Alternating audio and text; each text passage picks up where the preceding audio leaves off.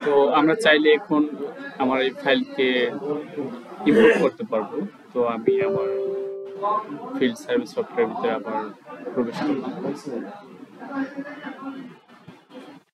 তো এখান থেকে আমি যদি ফাইলটা ওপেন করতে চাই, প্রথমে জবে যাব, জব থেকে ওপেন জব, এখানে গেলে আমি আমি যেহেতু ইম্পোর্ট করবো, তো আমি এখানে কোনো ডাটা না দিয়ে সরাসরি আমি ইম্পোর্টে চলে যাব। ইম্পোর্টে যাওয়ার পরে এখানে আমাকে বলছে আপনি যেখানে একটা ফাইলের নাম সিলেক্ট করতে, আমি ফাইলে গেলাম। তো যেহেতু আমি প্রিভিয়াস এবিসি নামে একটা ফাইল ছিল, ওইটা আমি এক্সপোর্ট করেছিলাম, এখন আমি ইম্পোর্ট করবো। সো ওপেন করলাম। ওপেন করার পরে এখানে আমার যেখানে নাম দিয়ে দেবো, বাট নামটা নিচ্ছে না। এখন আমি এখানে ইম্পোর্ট দিলে ও দেখাবে যে the same title existed, please change the title। তো আমি এখন চেঞ্জ করতে পারবো টাইটেলটা। তো যেহেতু আমার এবিসি নামে ছিল, এবিসি, আমি এবিসি 2 দিয়ে দিই। তো এখন আমি ইম্পোর্ট দিয়ে দিই, ইম্পোর্ট কমপ্লিট ওকে দিয়ে দিলাম। তো ক্লোজ দিয়ে দিই। ক্লোজ দেওয়ার পর এখানে দেখতেছি যে আমার এখানে ফোল্ডার চলে আসছে এবিসি 2 নামে। তো এখন আমি এইটা যে কানেক্ট করতে তার সরাসরি ওপেনে ক্লিক করে দিই। ওপেন করলাম। ওপেন করার ক্ষেত্রে আমি এখানে দেখতেছি যে আমার যে ডাটাগুলো ছিল প্রিভিয়াস, তো ওগুলো চলে আসছে। এখন আমি থিমে যাব, থিমে গিয়ে দেখবো যে আসলে আমার যে বাকি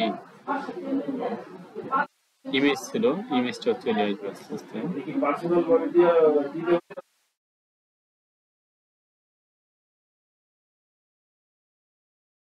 তো এই ক্ষেত্রে হচ্ছে আমার যে ডাটাটা শুধুমাত্র আমি এক্সপোর্ট করছি, শুধু ডাটাটাই গেছে, বাট এর সাথে আমার যে বাকি কাজগুলো ছিল, যেমন আমার ইমেজ, ড্রন ইমেজ বা শেপ ফাইলগুলো ছিল, এগুলো আমার শো হইতেছে না। তো এগুলো আমার নতুন করে আবার নিয়ে আসতে হবে।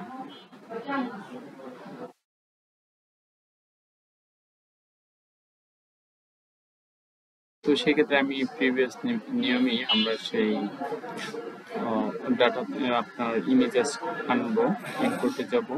তো সেখান থেকে সিলেক্টে যাব। তো আমার ডাটা ড্রনের ভিতরে আমার সবগুলো আছে। এখানে আমার রেফারেন্স সিলেক্ট করে দেব।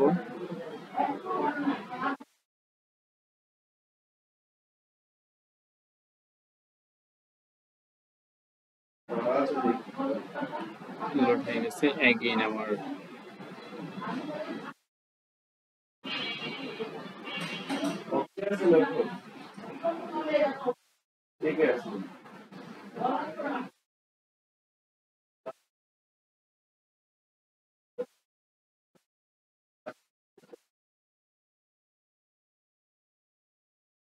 করলাম,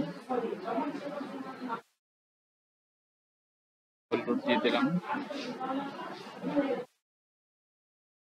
তখন মোজা 2 এবং 3 ইমেজ চলে আসছে, সেক্ষেত্রে আমি ক্লোজ দিয়ে দিলাম। তো এখান থেকে আমি অ্যাড ইমেজ লেয়ার যাব, আমার লেয়ারগুলো শুধু ওপেন করে দেবো। Add map,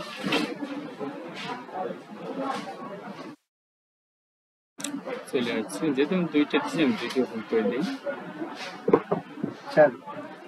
add map. তো এখন আমি দেখতে পেয়েছি আমার সেই যে প্রিভিয়াস ডাটা ইম্পোর্ট করলাম, সেই ইম্পোর্ট ফাইলে আমার চলে আসছে। ওকে, ধন্যবাদ।